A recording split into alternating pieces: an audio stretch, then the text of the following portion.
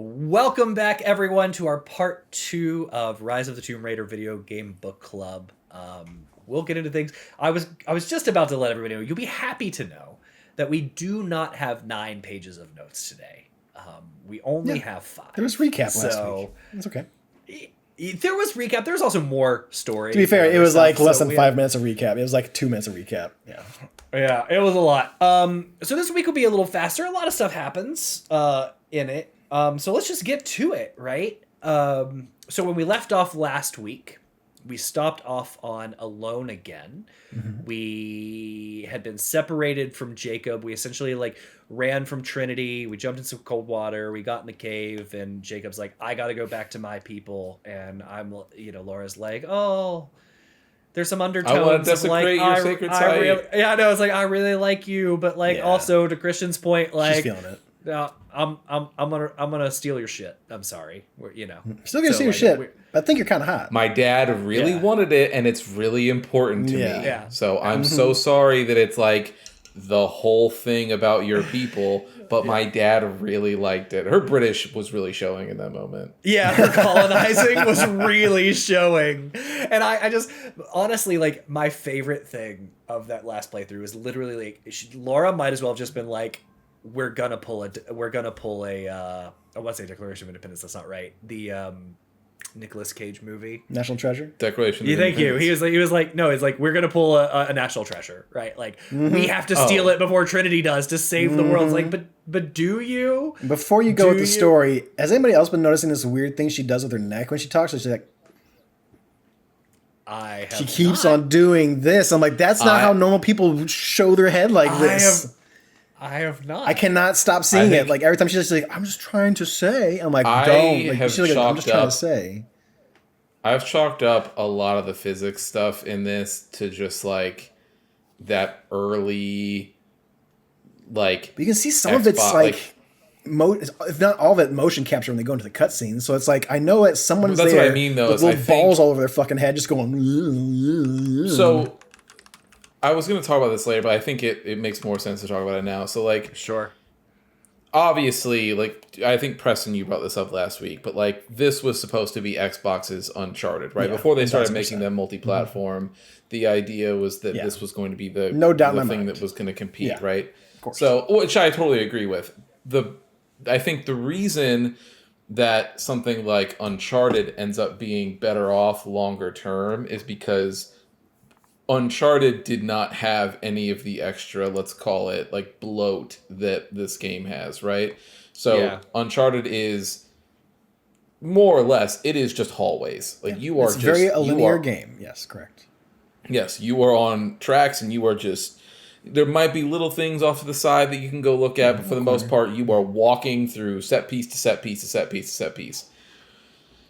And you can tell that Tomb Raider wanted to have that same feel and big budget bombastic stuff, and it does, but the problem is that it also has all of this other shit going on, and so there's so many moments where either Laura's model or other models that are around Laura or different things just go Bethesda batshit crazy.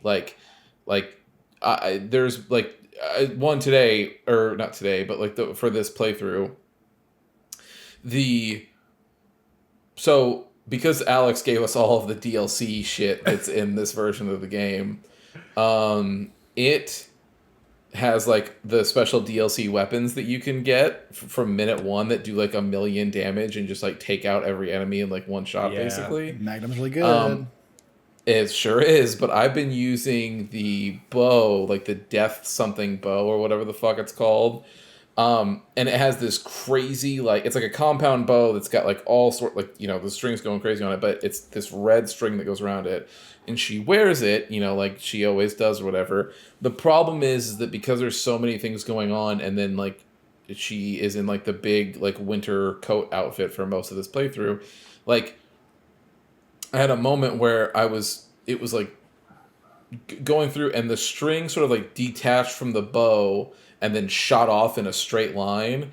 And so there's just like this red line that's just like shooting from her model to the far corner of the world, basically. I love that. In that cutscene, all the way up until the cutscene ends, and then it whoom, like snaps back in and comes back, and it's like, yeah, I don't think this is working the way you guys want it to work. I get it. I know what you're doing, but the reason that, like, even today, you know, like, we'll see it when we go play Metal Gear Solid 4, but, like, there are certain, when you are, like, a game like Uncharted 1, even, if you go back and play the PS3 version, while it is not going to be, like, you know, blowing your mind, it still looks pretty good, even by today's standards, but because they were focusing on one thing, and that's it. And I think this game has a problem of trying to focus on many things. And that wouldn't be a problem if they were trying to be in their own little area, but, like, it's very clear they want to compete with Uncharted, and so when you're looking at it, you're like, man, even Uncharted 1 is holding up better. Like, it feels like this game is getting ready to break at every step. You want to know, too, so, like, this game came out a year before Uncharted. I'll have to go back and look. 4, I believe. Last one is 4. Yeah, I think it came out a year before 4, so they were really rushing. It came out the same year that the remastered trilogy came out for 1 through 3. That is unfortunate. Yeah, you want to know what other games it competed with this year? Because keep in mind, this is a very story-driven Tomb Raider game, right? Yeah. So just look on Metacritic of the top games of that year, like score-wise. But Metal Gear Solid 5, Bloodborne, The Witcher 3, Pillars of Eternity, Ori and the Blind Forest. Oh, just delay your game. Delay your game. I know. You had no chance at all. Fuck. That game wasn't even on, and this game scored well. It scored like an 88 or 87 on Metacritic. It wasn't even on the first page and a half of scored games. That's a bad year. Final Fantasy 14 Heavensward came out. Yeah, bad year to be them. Yeah, it was pretty brutal. So I had a couple of funny glitches in this one. So I had one part where I was being attacked by people, but right at the same time I ran over and hit an animation of like me finding, I think it was either a relic or something. So I was like Laura was opening the box. As Laura's opening it, the whole screen just starts going like boom, boom, and like shaking and moving. It's because all Trinity people were just launching grenades at me because I was locked in an animation. Yeah. Laura can't get hurt. So amazing. Like, she's just shaking everywhere, and I'm watching grenades just like ting around and explode. And then as soon as I got out of the animation, I just turned around and just like headshotted everybody with a bow and moved on. That was one. The other was we come to a place in this where we come to a different valley. We'll talk about in a minute, but there's a waterfall in this valley, and I was trying to jump across like these rocks to get to a cave behind the waterfall. I just saw on the map it said like it wasn't a challenge tomb, but it was like a burial place or something, or a secret area, an altar. Yeah. It's like an altar or something. So I was like, oh, let me get over there.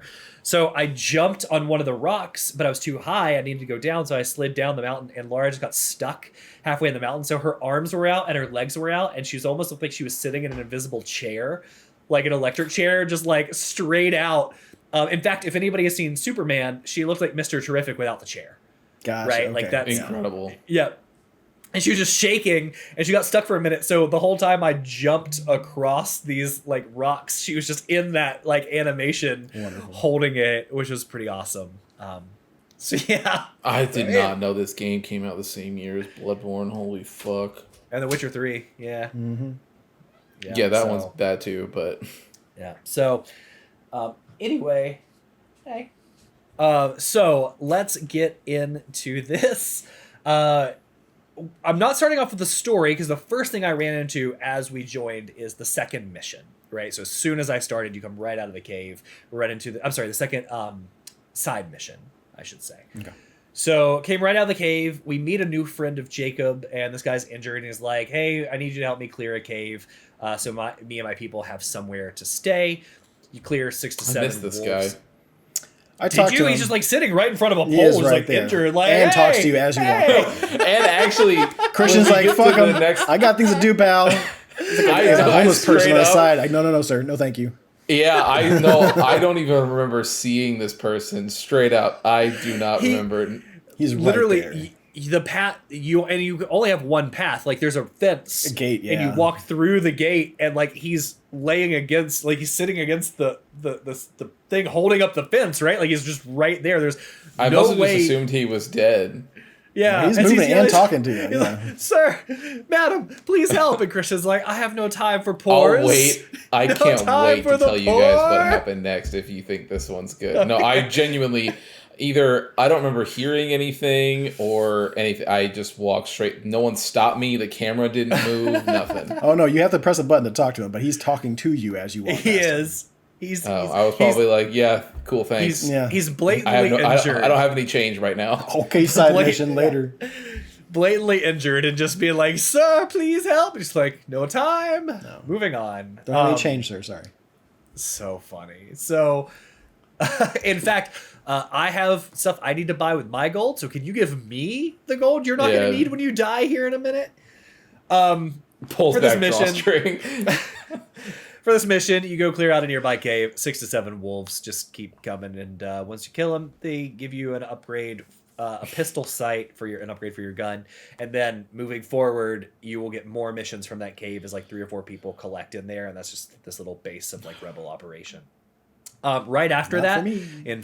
in fact, right after that, I just picked up the third side mission where Jacob's friends, where like this guy's like, hey, our friends are captured in the valley. So like, can you go rescue them because they have important intel for us?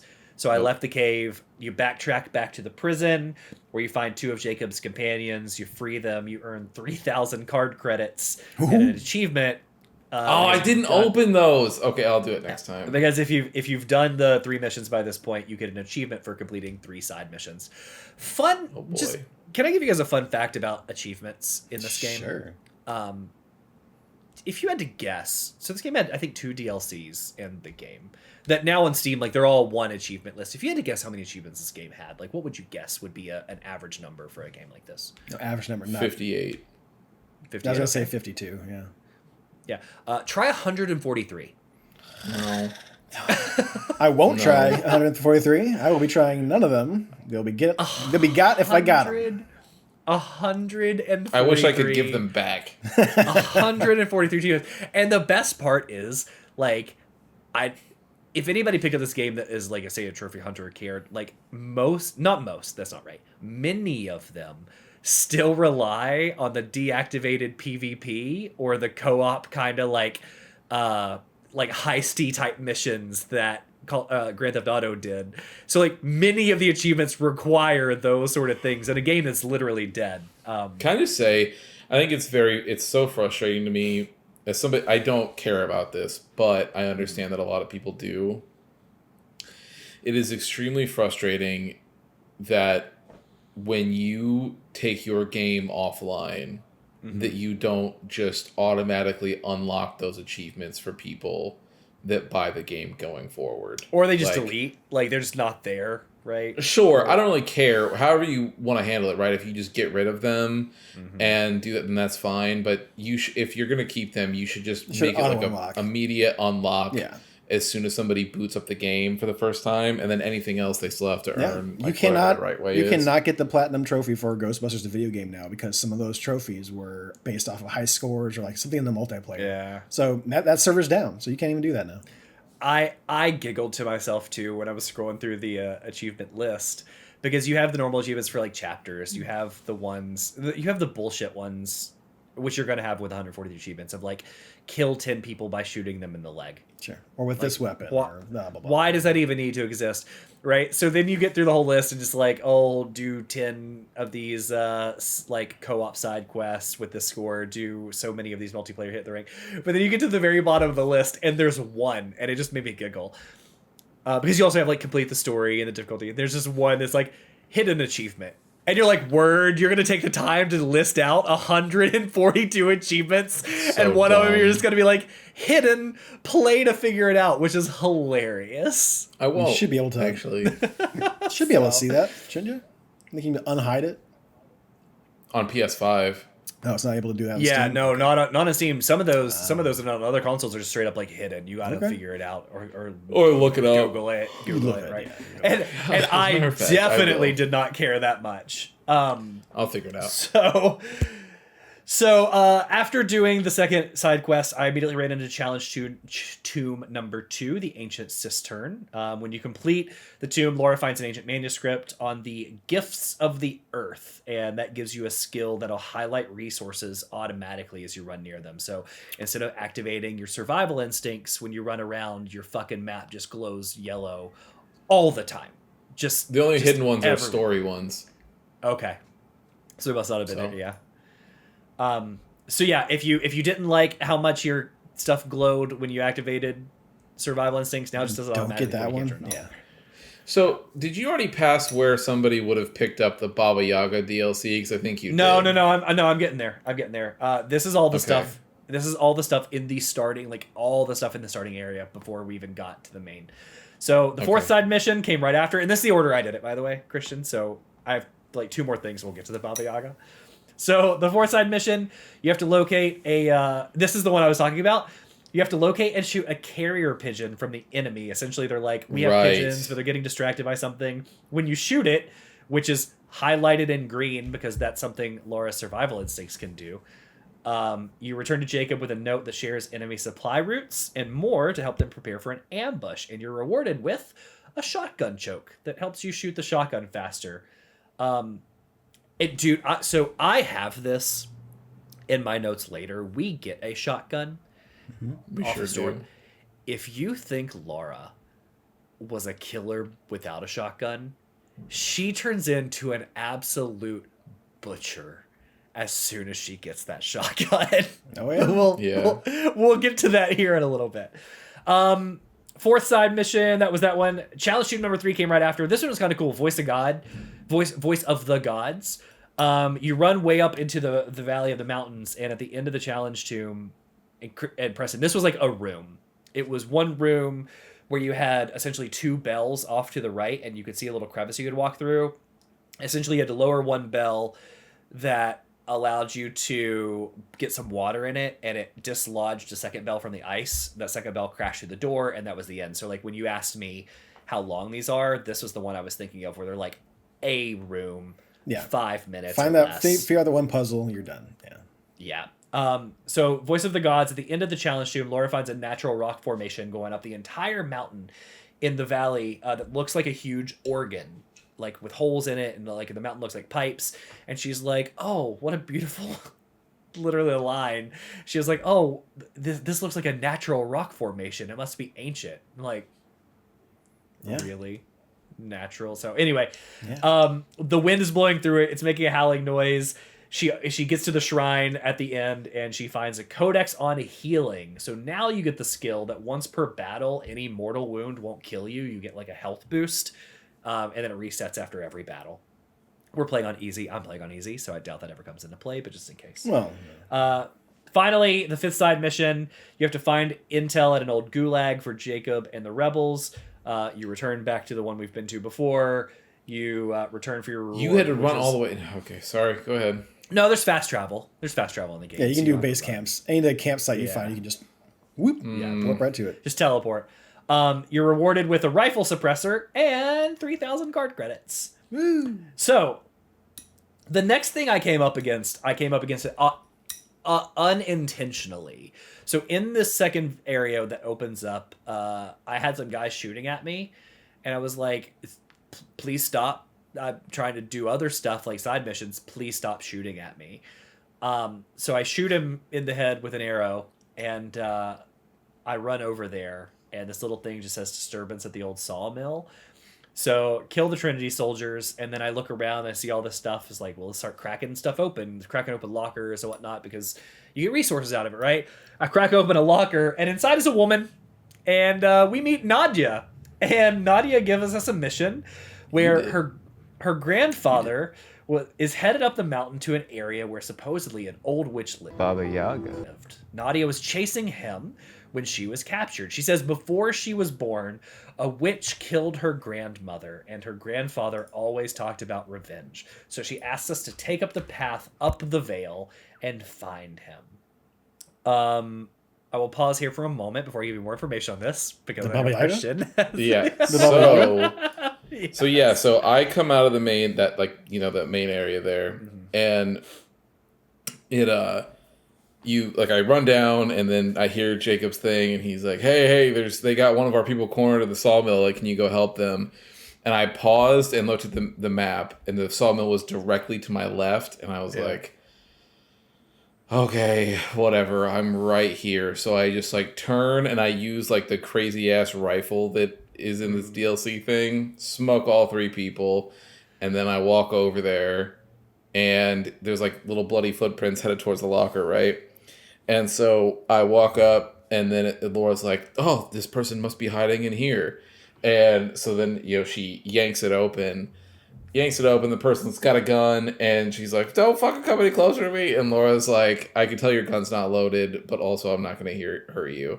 Person's like, well, I guess the jig is up, something. Anyway, she would start telling the story, and as soon as she starts telling the story, the thing pops up on the screen. It's like, Baba Yaga, the witch. They tell stories to children to frighten them. You know Baba Yaga? Yaga DLC. Oh, it does give you and a game break. I immediately turn my character around and start walking away from her as she's talking. You make it off the steps and basically get out a little bit, and she's in the middle of telling me about her grandfather, and then it interrupts herself and goes, okay.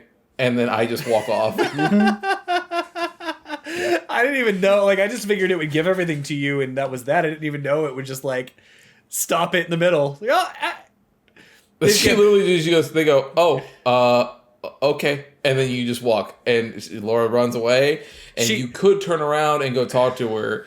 And I went back to be like, I wonder if they'll, because I was like, oh well, that was unique dialogue, so I'll run back. And she goes, oh my god, Laura, you came back. And then she was like, so anyway, like I was saying, and I just immediately turned around and did it again. She wanders off, and she runs into the other guy, and she's like, hey, are you okay? And he's like, well, I tried to get this guy to help me. And she's like, I know, right? This dude. Yeah. You're just walking up, ignoring everybody. I just thought it was so funny. That was the only side mission I actually found was this DLC one. I did not see any of the other ones when I was running around.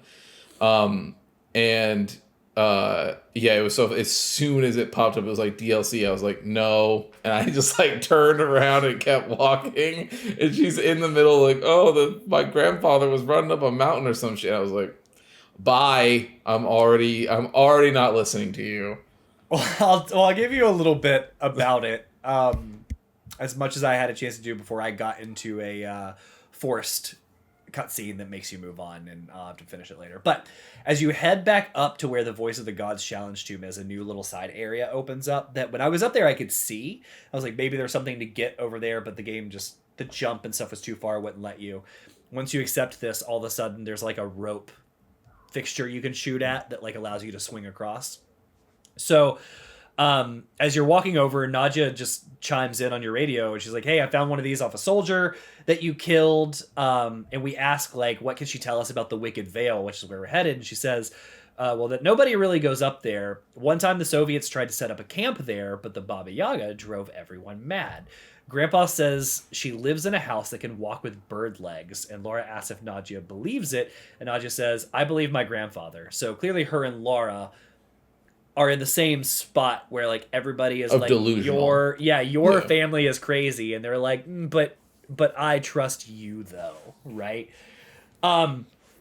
So we're walking in, and we're walking further up, and she's like, my grandfather was in a gulag with other soldiers that took her grandmother, and they took everybody, including these prisoners, up to the Wicked Veil to study it. So as we make our way around, Laura enters a cave that opens up to the Wicked Veil, and it's all covered in flowers and plant growth. It looks like fucking poison ivy lives here, right? And then there's pollen in the air, and Laura starts coughing from how dense it is, and Laura says something is wrong with her head. She's like, my head is spinning, I can't pay attention. And then all of a sudden the walls and the ground start shaking and moving. And a little bit further up, all of a sudden there's just like bodies and skeletons all over the wall, and they all like turn their head to look at her and follow. So clearly she's not in a good spot. And instead of finding Nadia's grandfather at first, Laura sees her dad, right? Like off in the distance. So she's walking, she's trying to follow him, she's trying to keep up, but he's always like a little bit further ahead. And she finally follows him until she enters a hallway that looks very similar to her mansion that's appeared out of nowhere. And then a door at the end opens and a little bit more of a path. And at the very end, Laura sees her dad in the library. And just as he turns around, like, and looks at her to say something, he pulls up a gun and like shoots himself. And she sees it, right? Which she never saw before. She just heard it, whatever. Right then, the house fades and she's in the forest by a crack in the wall. And a voice comes through, and the voice kind of like, who are you? And then answers his own question. It's like, come and see, which is very weird. I didn't know if that was a dialogue mistake, because I feel like Laura should have been like, what's going on here? But clearly the voice is like, who are you? And then come and see. When Laura steps through, there is a moving house on bird legs. If you've ever seen anything from the Baba Yaga, that's the house. That's it.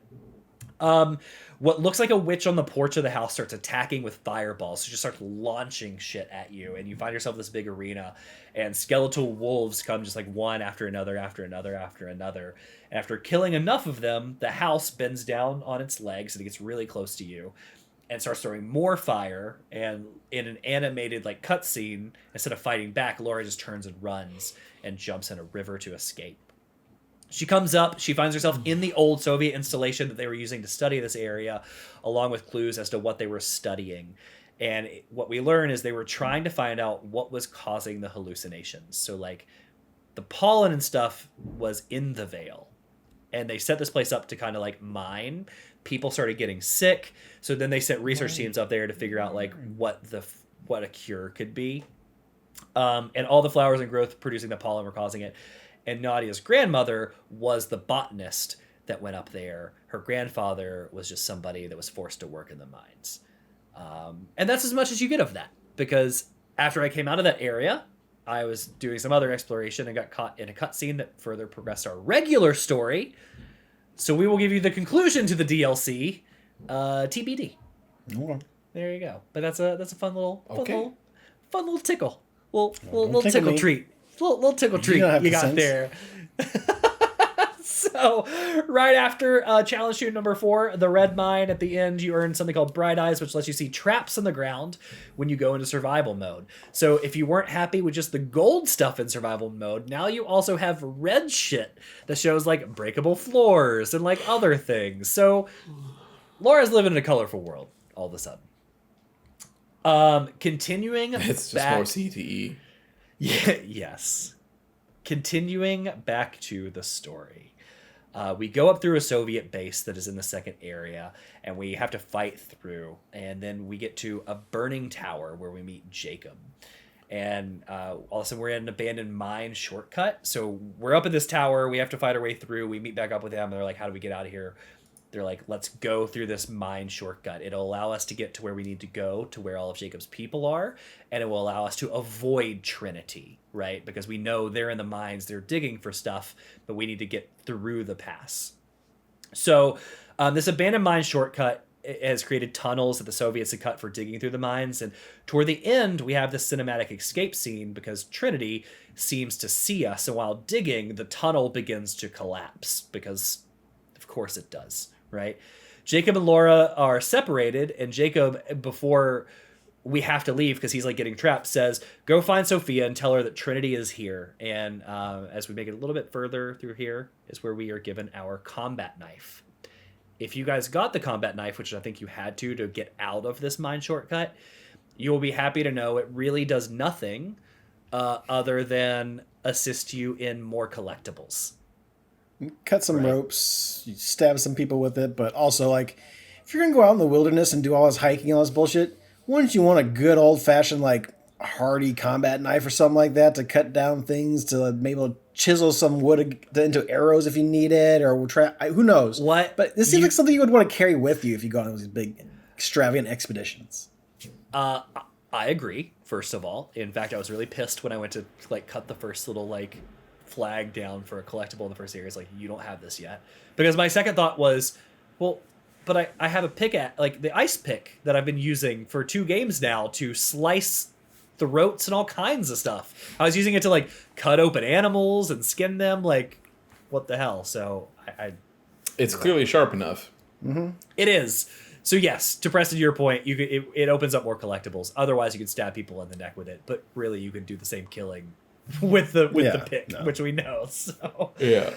further into the mountain caverns, we see it's a beautiful underground ruins. There's a huge door ahead, and it looks like Trinity was trying to break through for what was maybe locked from the inside. And like this door is massive, and there are 2 like huge, almost redwood-sized logs across the door, keeping it barred shut. And Trinity had beat us there. They were trying to open these to get beyond, right? Because it's going to open up at the other side of the mountain and inside.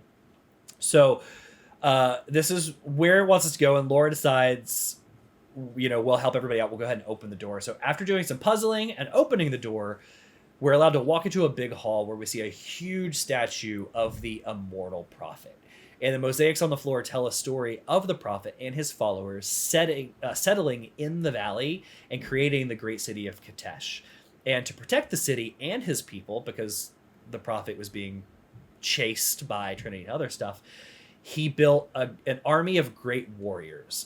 And one of the murals shows the warriors presenting something, but Laura says, like, it's not the divine symbol. Like, what is it? Well, the warriors created for the prophet an atlas. And so he will always know where the city is and its secrets. So Laura figures out that like the atlas is actually the key that we need to find to take us to the divine source. It is our thingamajig, right? That every great story has. MacGuffin. So what do they call it? It's our MacGuffin, right? So we gotta find the atlas before we can find the divine source. As we make it out of the ruins, Sophia catches up with us, and we tell her we've met Jacob, and like, please don't shoot. Last time you met us, you said you're gonna put an arrow through our throat. Like, we're not Trinity, and Jacob just got lost in the mines, and Sophia doesn't really trust us. She doesn't believe us. Right before she pulls the arrow back and knocks it, like shoots Laura, Jacob shows up and says, "Hey, don't do it." After a bit of a reunion, Jacob says, "Trinity is coming. We really need to prepare." And as we walk out of these ruins, we come up to this beautiful valley, like pristine valley with more old ruins that kind of tie to the inside of the mountain. And what it seems like is that inside the mountain was a bit of a keep or a secret area, and these old ruins outside are parts of that lost city of Katesh. And Sophia and Jacob and their people have settled here for a long time. That's what they're trying to protect. In the valley, you can run into your 6th side mission. This one you may have done, because I think it might be a forced part, where you're needed to light a beacon on the tower to kind of light the beacons across Middle Earth, right? Mm-hmm. And if you do, you get the ability to craft fire arrows. The Flames of Gondor? Is that what it was? That's literally what it is. Yeah. Yes. Somebody was like, that was a cool scene, let's do it in this video game, and they did the same thing. Mm-hmm. That's how it felt. Now that we have our fire arrows and we're allowed to progress a little bit ahead, we see that the Trinity helicopters are already here. So Laura starts walking forward through water, and as she's walking forward through water, she's walking forward through time, because the sky goes from beautiful blue to nighttime, like literally in the 150 feet it takes her to walk forward. A little ahead, Jacob and 2 other people are on their knees, and the soldier is like, where is the divine source? And before Jacob or anybody else can answer, a soldier just shoots one of the guys on his knees, one of the villagers, and kills him. Another man yells, wait, and says there's an atlas and it'll show them the way. Well, as they're distracted by the information they just got, Jacob quickly turns and grabs the soldier's shotgun and shoots him. Laura comes out of her hiding, and Jacob throws the pump-action shotgun to Laura. And this is where I have the note that's literally like, man, if you thought she was brutal before, put a shotgun and bullet time in her hands, and like, it's bad. Dude, yeah. It's crazy. Like, there's that. So the scene, right? Like, so the guy, first of all, in this scene, like, he asked the first guy, he's like, tell me about the thing or whatever. And the guy is like, he doesn't even get a chance to answer. The guy just goes, he's like, tell me about the thing. And the guy waits like a beat and then just goes boom and shoots that dude. He goes, okay, now you. And the one guy's like, what the fuck? Like, what I assumed they were trying to do, because I thought about that too. Like, it kind of shocked me for a second. I was like, well, that's brutal, and you gave no chance. Show them any business. I think they were trying to be like the soldiers but you don't talking mean to business. Jake. I think he was trying to talk to Jacob because like maybe he realized he was the leader, but like pointing a gun at this guy. They just did a really bad job in the cutscene. Because he's looking at the back of that guy's head. Yes, I know, but I think it was like off, like talking to Jacob, like tell me about it if you don't want to kill. Yeah, that could be it. Yeah, it wasn't great, but either way, he still doesn't give even if that's the case, he still doesn't give Jacob a chance to answer. He's like, no. Where's the stuff? Bam! And then it's just like, that guy's not gonna be able to tell you shit now. Yeah, I kind of wondered if like that was a little bit of like, hey, we know Trinity's bad, but here's how bad, because we're about to give Laura this like sawed-off shotgun that's just gonna take everyone out. Like, I was running through rooms, not even aiming, just firing shots, and people were dropping like flies in this. So you fight your way through this little like Trinity occupied area in the valley until eventually you get into a little boss fight with a dude with a flamethrower. And this is really funny, right? So at the end of the scene, there's a guy with a flamethrower. Of course, if you've ever played a video game in your life, you know the way to kill the guy with a flamethrower is shoot the gas tanks on his back. God, they really show it to you too. And so many times you have to shoot that fucking gas tank. I'm sitting there like putting like magnum bullets in, shotgun bullets. I'm like, how is this not done yet? Like, how are we not? I know, what's funny is you hit him the first time and it like starts spewing off gas. I'm like, cool, like, one more shot, it'll make it blow. That'll be good. And then he's like, oh, it'll take way more than that to break this canister. And you're like, okay. But it's already leaking gas. I just need to ignite it. It kind of, I think they wanted to use the shotgun because it only took 3 shots from the shotgun to do it. But if you do that, it requires you to be closer. So if you're like me, literally I was dodging. So I was waiting for him to attack, and I would hit the B button and dodge and shoot him with a shotgun. On the 3rd shot, dude, I'm touching his tank with my shotgun, and I shoot it. It explodes. It throws Laura back. It kills me. I'm in the death animation. The screen is gray. Laura's doing the falling over, and it's fading red. Right before the death animation finishes, the cutscene auto triggers because I killed the guy, and then it just popped like Laura's back to life like nothing ever happened. So it just pushed me through, and I was just like, well, that was lucky, which was another funny little glitch that happened. So Constantine and after this fight, Constantine and Ava were shown them. They're in a little chapel, hearing that like their guys are just being slaughtered everywhere. People are like, "There's a ton of people dead. We can't keep up." And Ava tells Constantine that and my note just says, and mind you, I forget writing this, even though it was a few days ago. I have Ava tells Constantine he's a little failure bitch, and he breaks a table when he realizes he messes up. And Ava is like, I have no need for the divine source for myself. I don't care if I survive or not, but you need to find it because time is running out. And she just walks out. And he gives this like weird little prayer to the blood gods, I assume. And then he walks out with like killer eyes. He's like, look, I didn't want to be a tool for death. I'm paraphrasing. He's like, look, I didn't want to be a tool for death, but this is the life you've prepared for me. And if death is what I have to bring to get the divine source, then death is what I'm going to bring. So you keep on forgetting to mention that motherfucker's got stigmata. I don't know if it was supernaturally or if it was like done by himself. Yeah, I don't know what. But he like, prays, I'm praying for a sign, and then he's like, then blood it will be. It just starts bleeding. He's like, well, then blood it will be. He's like, I'm doing all this for you. There better be a reason, kind of deal. It's funny because I remember in the very first playthrough that we had, there was a scene where you see his hand bloody, almost like he stabbed himself. And I didn't clock it. Like I saw it, but my brain didn't clock it. He said something religious. I'm like, oh, that's supposed to be a fucking stigmata. Okay. Yeah. So in this one, again, he puts his hand on the table and he flips it, and I also saw the hole. And he did the prayer. But a second time I saw it, and I didn't even realize. But you're right, it is a stigmata, which is why he praying for blood to the blood gods. That's what he was doing. So there you go. Good call out. Preston, because my brain just didn't even pay attention to it. I see that stigmata. I know one when I see was one. Nobody quiz me on my favorite Johnny Depp movie from 1996. Yeah. I know. So heading further into the Valley of the Lost City, we have a mission to get into the Acropolis, and this is like the normal quest. And as we're making our way inside, there are Trinity soldiers everywhere, and they're just assassinating captive villagers like left and right.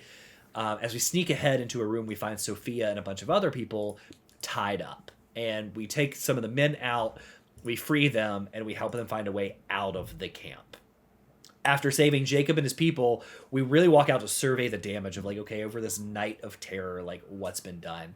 And he tells us that his ancestors built the city of Katesh. Laura knows. She clocked it earlier when she said they must have been here for hundreds of years. And that the city was built to protect the divine source, and the source can grant immortality, which we've also generally figured out. And that they have to protect it because with the source, Trinity soldiers would be unstoppable. So that is their concern. If these soldiers that they've never encountered before get this, they're all going to become Captain Americas with... Immortal. We'll become immortal. Immortal Captain Americas, and then we're all screwed. As Laura is leaving the area, Sophia's like, look, I want to help you. I want to protect my people. And Laura's like, well, if you want to help me, then tell me where the Atlas is. And she's like, well, the Atlas is below in the cathedral. And Laura's like, well, then come with me and help me get it. And Sophia's like, no. Like, absolutely not. She said, there are deathless ones, and they'll kill anyone that tries to trespass. And then Sophia then gives us a grapple axe to help us get to where we need to go, which is a cool little, like, jump, throw your axe, help you swing, whatever. But this is the point in the game, about the same point in the first game, where the Oni came about, that we are introduced to more of the supernatural aspect of Tomb Raider. So we make it to the cathedral. We know we got to get below it, and we see Ava who's already in there. She's just like in a big room with some soldiers. She's staring at the floor, and she's like, we got to find a way to get through. And Laura just runs out of the darkness and grabs Ava and puts a gun to her head. And Ava says, like, shoot me, my men will cut you down. So, like, again, I don't care if I live, but go ahead. And just then Laura looks down. She sees her leg is wrapped up in a rope, and she's like, well, why could I shoot you when I can just shoot these exploding barrels and take the floor out, and we'll both die? So she does. The floor collapses. They both fall. She shoots the exploding barrel, and Ava and her fall down a hole, being ripped by the rope as it gets taut, breaking both of their spines, ending the second game. Just kidding, of course. They fall. Laura like hits the ground, then she rolls and falls further down from a higher ledge, where Ava stops and Laura hits the ground again. I assume re-breaking that spine, or maybe more of her ribs and arms. And Ava yells down from the top. She's like, Laura, you need to reconsider my offer. Like, join me before it's too late. And Laura, like, quick draw McGraw, just pulls up her gun, takes one great pot shot, just shoots her, like, that was right hilarious. I'm like, God damn, Laura, fuck. I'm like, I know I'm being brutal with you in the game, but, like, it's a cutscene time. Like, you're supposed to be holding back. No No, fucks given. Nope. Just, like, out the hip, just fuck boom, you. and caught her. Like, what this is for street shit? God damn. Yeah. And Laura's like, it became too late when you interfered with my family, right? I assume what she meant by that is, I wanted to kill you once you fucked my dad, so it's what it's. Laura hears some screams and some gunshots from where she is now fallen. There's like a pathway to her left, and she hears a ton of people just freaking out back there. And Ava kind of yells from where she was, and she's like, look, something's slaughtering my men down there, and if they can't kill it, like, don't know what you're gonna do, but, like, bye, girl, and just runs away. And Laura's like, well, yeah, and Laura's like, clearly, I can do it because I don't think you've seen, I've killed hundreds of your men by this point. So, like, if they can't kill it, that means nothing to me. Like, I can kill it. So, on the way to the catacombs, there are a ton of men, people buried alive, and Laura finds a mural talking about Greek fire. And one man, not quite dead, or I have buried alive, sorry. she's in the catacombs. She's been burned alive, and she finds a mural talking about Greek fire. And there's one man that's not quite dead. He just gives us a nice little like jump scare, right? Just like ah. I assume at that point Christian just like completely ignored him, just like kicked his leg out. I was like, if I have no time for these people, Did I none of definitely have you no time guys for you. Do anything with them? I shot him only. Yeah. I shot him with an arrow only because Christian did that to a person in the last thing, right? Like in the first playthrough, and I was like, "What happens if I shoot this man that's injured?" And I have a note for it. Okay. He gives me a jump scare. If you shoot him in the head with a silencer, you get a plus 25 for a headshot, plus 25 for a stealth kill. Yep. Yes, you do. He's Yes, also talking to you. do. So he's like, you pull out the arrow. Like, I pulled out a bow and arrow, and he's like, yep. He's like, do it, please do it. I'm like, okay, well, this is definitely something the game wants me to do. But I'm like, there's no achievement. You have all these. To be fair, you have over 100 achievements. Not one of them is like, Mercy kill. Putting the guy out of his misery. Like, Jesus Christ. Okay. All right. I just happened, just the way my character was set up, the auto thing that she drew was a silenced pistol. So I didn't even give him, like, it didn't take me any time to aim, right? I just pulled it out and shot him. So he didn't say anything to me. And it was literally just like, plus 25. And it's like for headshot, plus 25 for stealth kills. He pulled out the bow and arrow. He does give that, like, he's like, yes, please do it. And then, I'm like, okay, all right. So the funniest part for me through like all the points thing, so the part where like through this whole time, or through that, not this whole time, but like before this, you're like running through that area and there's like the chickens, that little mini game where you can toss them in the pen, all that stuff. There was one where I went to go toss it in the pen and it went over the side of like the cliff that it was hanging on, so the chicken just goes all the way down. And I was like, oh, okay, I'm sure the chicken will just respawn somewhere. Nope. So I start running off, just assuming that it would have went back. About 30 seconds goes by, and then I get a random plus 10 on my fucking score screen. I was like, dude, come on. It's got wings. So it's funny, I actually forgot, I didn't note that. And I forgot about that little thing. So I picked up one of those chickens accidentally. Same. As I was running like, by. You pick up chickens? I'm like, okay. So I ran forward, so you're carrying it upside down by its feet, right? And I ran forward a little bit, and like the path just slopes up. So I went to drop it, and I'm like, how do I drop this thing? So I tried to switch weapons or whatever, and eventually just hit a button to throw it. But because I was on the slope, Laura didn't throw it; she just dropped it. And where its head was in the slope, it clipped. So it got stuck, head in the ground, upside down. And I could move it, but I was like, oh, I wanna clip this. And I tried to clip it, and I just couldn't. By the time I did, I moved it too much, and it fell over. But yeah, it was just stuck in the ground upside down. It was very funny. So at the bottom of the path, so you're right after we kill the guy, we look ahead and we see this area. We're like, that must be the Atlas. We see this like shiny little thing on a pedestal. We're like, that must be the Atlas. So we follow the path forward. At the bottom, we do find the Atlas, and right as Laura grabs it, the Atlas grenades just come and explode out of nowhere, and it's like, yay, Trinity is here, right? Of course. So we fight through a ton of little soldiers in this fiery area with explosions and grenades going off. And eventually we come to a part where Laura can jump in the water, and she just happens to go like, ew, smells like sulfur. And clearly this place is going to light up instantaneously, right? So right then, a soldier with a flamethrower pops his head over, sees Laura like half swimming through this water, and was like, well, I'm going to burn you. So he shoots the flamethrower down, igniting the Greek fire, and just lights this whole place up. So Laura goes underwater. We swim about. Eventually, we find a soldier, the Trinity soldier, that we can grab the rebreather from. We get the rebreather. If you're wondering, yes, this opens up more collectibles and other things we can find underwater. So you can use that for challenges and other things later. One of the Deathless ones killed that soldier. It was like the soldier was going to get us, but then the Deathless guy killed him, and then the soldier fell on top of us. I think it was what happened. I think, if I remember. Yeah, and they're still like we heard the soldiers freaking out earlier. You hear them every once in a like while. That's as we move our way further into these catacombs and under the cathedral. Trinity's already down there, and that's what they're doing. They're fighting off the Deathless ones that we haven't really seen much of yet. Eventually, when we come out of the water, we come out in the heart of the underground city. And it's this big opened up area in a massive cavern, but with huge ruins. And this is actually where we stop. So right then we get the Rising Tide title to pop.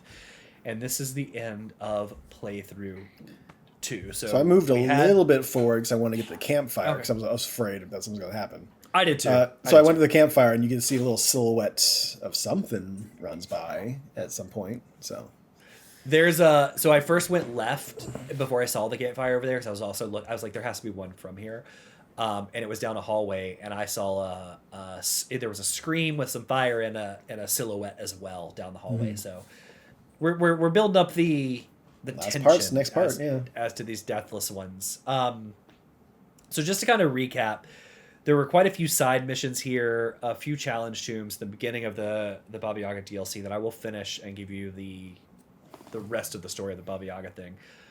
We will play to the end. I don't know.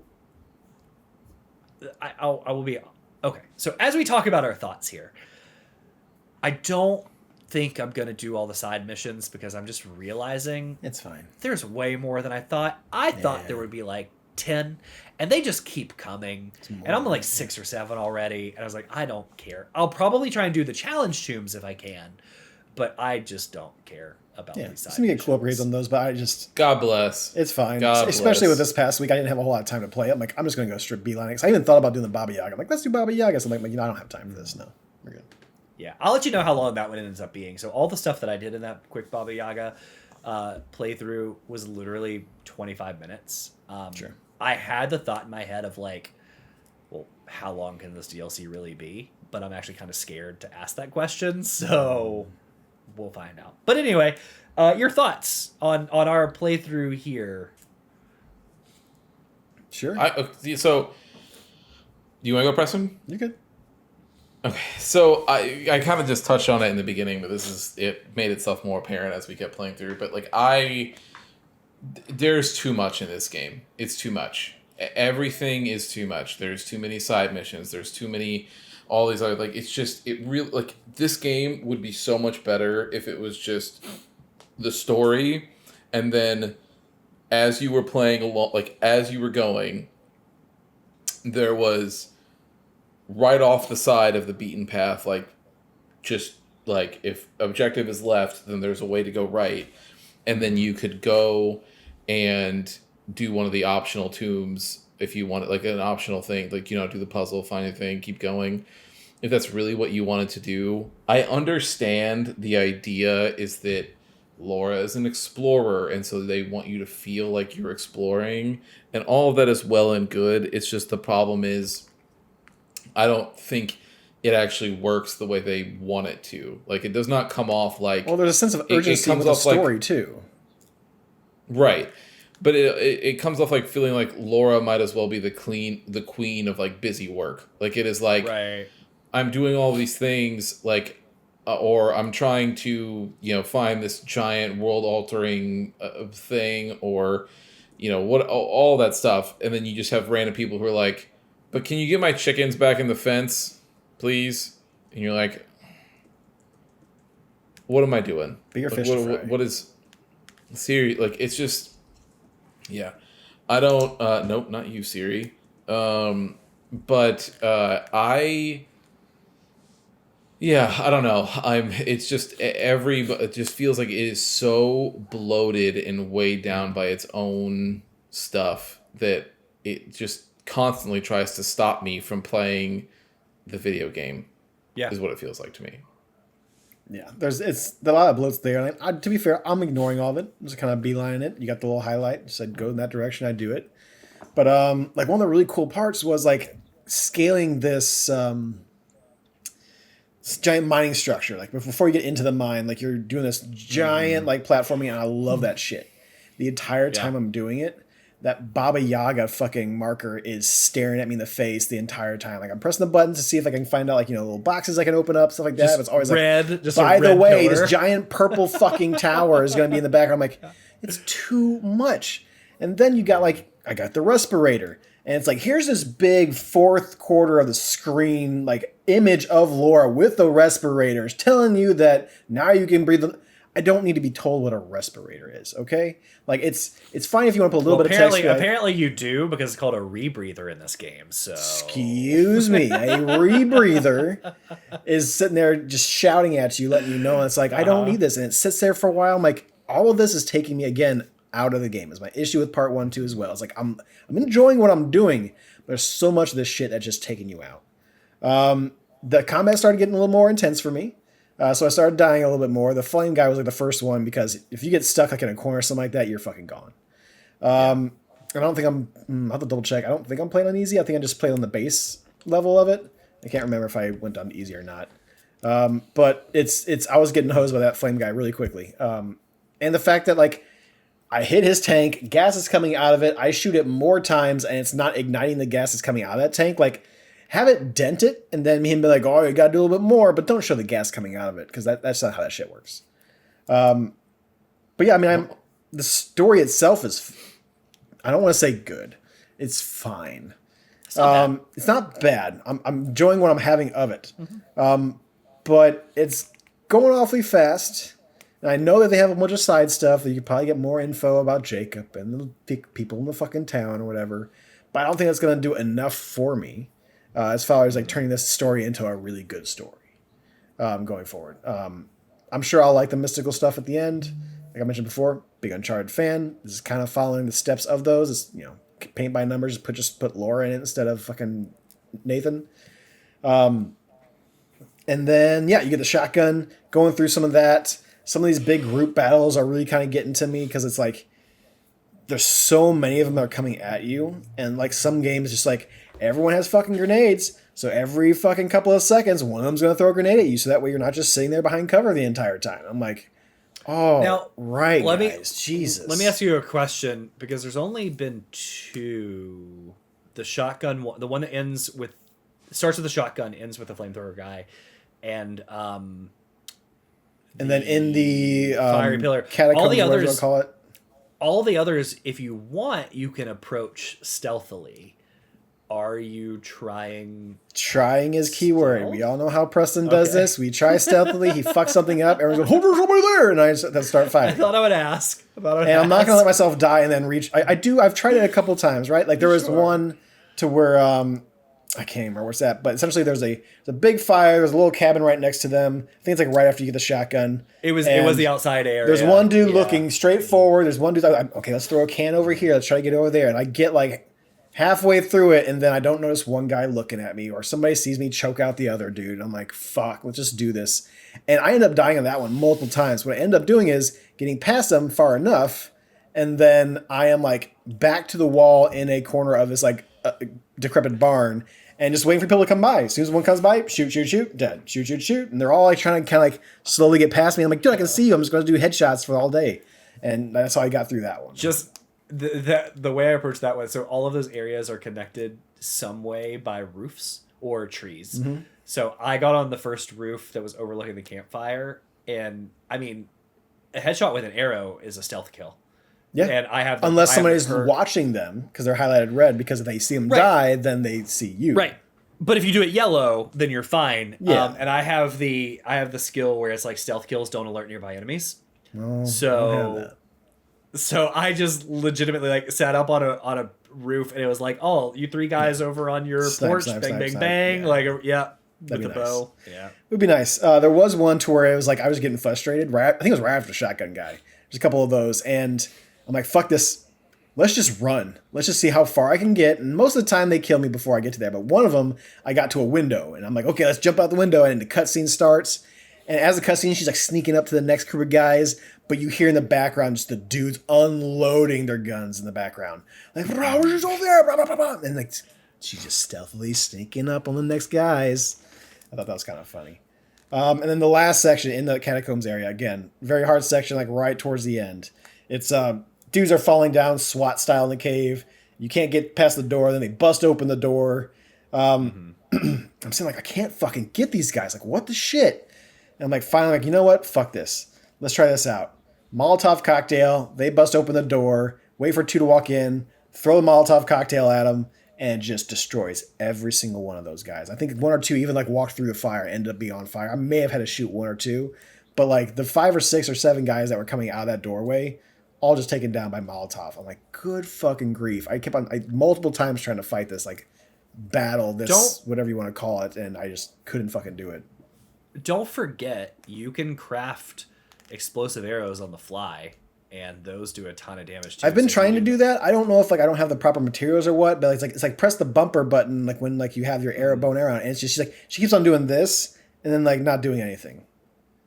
She keeps on being like, okay, we're gonna start crafting. It's like, nope, can't craft. I'm like, okay, well I'm sitting here getting shot while we're fucking trying to do this, and I just can't get. I don't have as much resources as you. I don't have all these upgrades and didn't do all these side missions to gather all these resources to get upgrades and give you more resources. None of the side missions have given us resources. But you're walking towards them. There's trees and berries and fucking turds and stuff you're picking up to making all that stuff and go.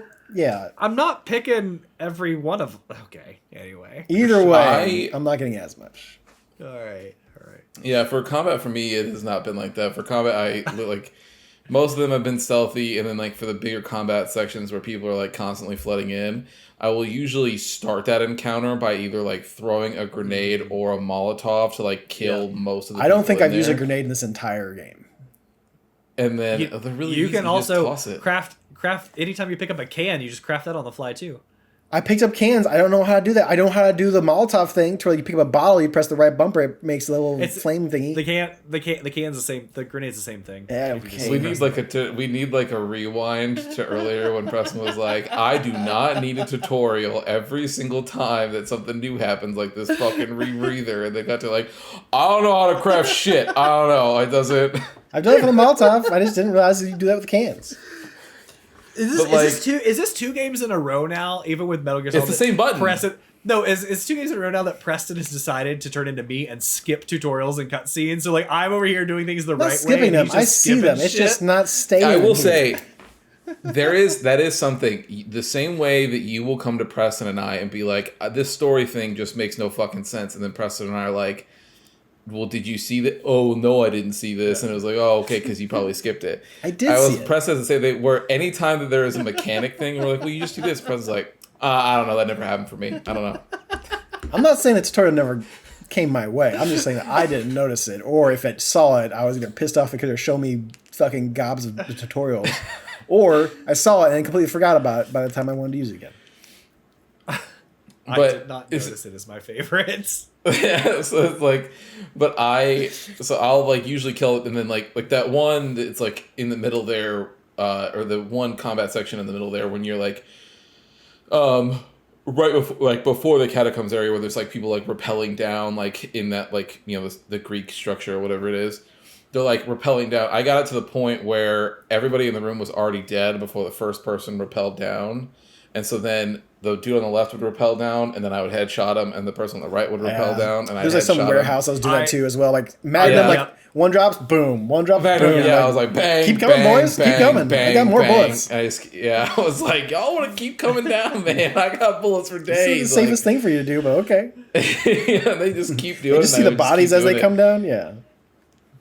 And I was like, I know that the best part about it is you can tell, similar to Uncharted, where like whenever you had to play it on insane difficulty, like whatever it is, right? You just look at some of these sections and you go, oh, these would be such bullshit on this super hard difficulty. Oh, yeah. Like, fuck that. Just the most unfair, not scaled correctly. Dude, the armor pieces, and I'm like, bing, bing, bing. They're falling off. I'm like, shut the fuck up. I'm like, first off, I got you in the same spot twice, and you're dead with a Magnum. Secondly, I got a shotgun that's like spreading out like 5 little pellets at you, and you're telling me I got like one little shoulder piece off? Like, get the fuck out of here. The best part, the Magnum with those guys is so funny because you'll be sitting there, and it literally, if you zoom in, they have a helmet and then goggles and a face mask. That's it. But so there really is like no protection. But you shoot the gun and it blows their goggles and helmet off, and they're like, whoa! And you're just like, yeah, that's not what happened. You are at least knock the fuck out. Like, you're not waking up from that. Yeah. Like, that's a heavy hit. Maybe if I'm using a regular gun and you have like some bulletproof helmet thing, maybe the helmet comes off, but more than likely, if I'm shooting you with a Magnum, I hate to break it to you, but that bad boy's going right through there, and you're done. It's over. Yeah, Yeah, I don't know. You can also get a perk that for your pistols and rifles where the bullets expand. It literally says bullets expand saw on that. impact, doing more damage. Like, okay, Like, God, You just I let always bullets so wonder- around. ruthless.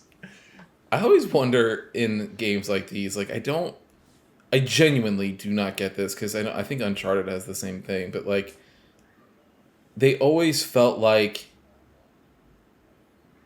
the casual gaming audience, I will say, would not be able to just handle a game that tells you a story and nothing else. You know what I mean? Yeah. And so like there has to be like all of these skill trees and perks and all these different fucking things.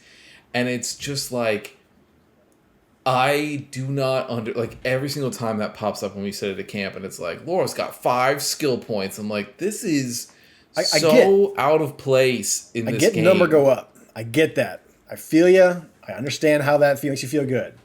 But I am not feeling it at all in here. Like, I'm like, okay, well, I'm putting everything in the brawler. I'm like, okay, I don't have more room in the brawler. Let's put it in the next thing because half of these things I don't even fucking care about. So, like, let's do the things getting more resources, more damage. Nothing is gained or lost in this game by having skill trees. Honestly, if Laura had her pistols and a bow and arrow and the ice pick, and like you just go explore and kill, like nothing is gained or lost by getting XP for it. Or have it level up and you just get those unlocks when you level up to the next level. Like every level gives you something. Like that's what you have to do. Like don't make me sit here and pick and choose 1 out of 10 for each fucking 3 trees. Like which one do you want to do? Do you want to be a brawler or do you want to be a survivalist? Blah blah blah. Yeah, I know it's like so. Yeah, I just don't. I don't think that this game needs any of that. Like, or this genre, I should say. Like, let's try to do something different. Uncharted doesn't need it. This doesn't need it. Like, I don't. Laura or Nathan Drake don't need to level up. Like, no. I don't need to be a level 35 Nathan Drake. I'm okay. Yeah. Like, just let me be in my little Indiana Jones fantasy and let it be done. I don't need anything else. It's so ridiculous. I agree. Yeah. No, I agree. So yeah, I mean, I'm digging the story that's happening. It's fine. I mean, it's funny. It's funny to me, the political correctness that this game is trying to balance of like pretty much just saying Jesus with these followers. Wasn't that like the same in the first game though? I remember the same in the first game. Like there was also a Jesus stand-in. Maybe, but like that's clearly like what it is. The murals have the fucking like the visage like behind him, there's a circle and everything. I'm looking at this, I'm like the Anglo Christian, like it's the same thing. And towards the end, it's like a little bit different. He's got this atlas and he gives immortality. I'm like, okay, well, Jesus didn't do that, so I guess we got somebody different now. You don't know, you weren't there, so you're right. I stand corrected. So yeah, little did you know that Jesus was actually level 12 survivalist. Yeah. So there you go. Yeah, the skills, like Preston, I do probably have more skills than you because like you get nature of the game. They give you more points than for doing like stealthy stuff, and I've cleared out the whole first like brawler tree with a little bit of survivalist. The thing that actually kind of annoys me about a lot of the upgrades and stuff is so much of your actual upgrades for your guns and your weapons and whatnot you need resources for, but there's nothing there, and there's plenty of skills to allow you to collect more resources, so like collect more off bodies, collect more off trees, find more in caches, but there's nothing to allow you to carry more. So I am full on every on, not on everything, but full on stuff like 3/4 of the game. So it's like I can upgrade one thing at a time, and you're full. And it's like, well, go collect more. It's like, but I need special hides to be able to upgrade my gun. I'm like, fuck off. No, I don't. Oh my god, that was something I forgot to mention. When we're coming out of one of these areas, I can't remember which one it was, but like I'm running down this little slope, and then like a big fucking thing comes across the screen. It's like, exotic animal nearby. Was it the jaguar? I had to fight the jaguar. Yeah, there was some type of cat came at me. And I totally forgot to skin it. I totally fucking forgot because I haven't been doing it the entire fucking game. So I'm like, okay, let's killed it. Great. Like moving on. I'm like, oh shit, I probably should have gotten that. Mine was actually much dumber. It was like a special squirrel or something, like one of the squirrels. And King Squirrel just running around. Yeah, it was like a different color than all the other squirrels, but it was like I was just this moment, but it's like seriously, like Jesus Christ, really like you know though, like I blame as Preston called it the paint by numbers of Uncharted, but that's more like that's Assassin's Creed all the way. Well, they're trying to do Before, Uncharted, but remember, make with it Black different Flag enough. So they're Yeah. gonna You know what toss it in other is shit. too? I just remembered this, but this was Eidos Montreal, I think, was the Tomb Raider people. I think so. Yeah. And that studio is like 3 city blocks from Ubisoft. Yeah. well, Rubbing then, elbows. I bet you those two companies were very incestuous, right? I bet you left one, went to the other constantly. You don't have to bet; you can just know. It is absolutely what happened. Yeah. Yeah. Yeah. So again, the story is fine. Like I like it enough. I like some of the traversal stuff with like being fun. able to run and throw. I agree with Preston actually. Like when you are doing all the platforming is when the game feels the best. Yeah, it's great. Yeah, when you play the game, it's like, I'm having a good time. This is cool, and then it's just everything else that tries to go. Hey, but what if you weren't playing the game though? What if you were doing something else? And it was like, no, I'm not interested in that. Yeah, like the things that get me the most are the crafting stuff where like I just run around, I pop open a lockboxes nearby. It's like you're full. It's like, why though? Like I don't need that. That takes me out of it. And then anytime you get a full screen pausing little like with the rebreather, like you can breathe underwater now. It's like, yeah, no, I got it. I got it when I saw her put it in her mouth. It's like visually I do the whole there. thing to I'm pause. Good. Yeah, I get it. So yeah, it is it's something. But when we do, so we're moving forward, we're gonna finish the game. Like I said, I will bring to you the end of the Baba Yaga. We'll see about the side quests. That last area I opened up, like I've 100%ed a couple areas. That last area opened up in the valley. Everyone can be talked to, but nothing says like. I got a thing that's like side quest nearby. So I'm like, okay, what's this guy have to say? And then it's like, come back later to unlock the side quest or progress in the story to unlock the side quest. Like, well, then why? I don't think I will. Why say it? And I'm concerned that everyone over there has a side quest because you can talk to so many. So I was just, immediately, I saw all the X interactable buttons and I was like, I've lost interest in these side quests. No, thank you. Like, I don't care. And we'll see about the challenge tubes too, guys. I was running around and in the latest area there where the water is and there's like the bank of the mountain going around it, there were 4 challenge tombs in a row, just like cave.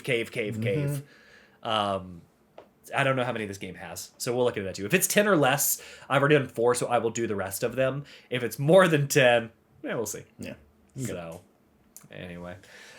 Cool. So that brings us to the end of part 2. We can't wait to see you back next time. So don't forget, next week we have a normal episode along with the final part of this, and then Preston will be letting us know. Yeah, I'm excited. I've been holding on to this one since like last year. I'm fucking stoked to play this one.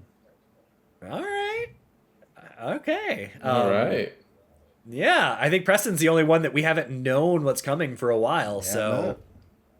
Yeah, so I'm excited to hear about that. And then, of course, don't forget to join Preston and us on Star Wars Sundays, where this Sunday he is doing, by the time they hear this, Preston, what will you be doing? It'll be Super Return of the Jedi. Yes. Yes. Yeah, so join that. The first one was fun. I'm excited to see it's a lot of fun. So. Go to these older classics that are kind of bullshit. Cool. Thank you for hanging out. Hopefully others are playing with us. We know Tori is playing along, so thank you all for that. We love seeing the community. Well, that's true. I don't. It could be old playthrough. Let's just imagine she is. Yes. Make us feel better. Right? Yeah. Yeah. So anyway, thanks for hanging out with us, everybody. We'll see you next time with that. Preston, you know what to do. Hit it. Thank you for listening to another episode of The Testing Room. To catch up on past episodes or to check out the newest ones when they drop, follow us on Apple Podcasts, Spotify, or wherever you get your favorite podcast. If watching is more your thing, check us out on YouTube, youtube.com/@thetestingroom, or watch us live on twitch.tv/testingroomlive. To leave comments or ask questions, you can follow us on Instagram @testingroompod, leave a comment on YouTube, or send them in to testingroompod@gmail.com. See you next time.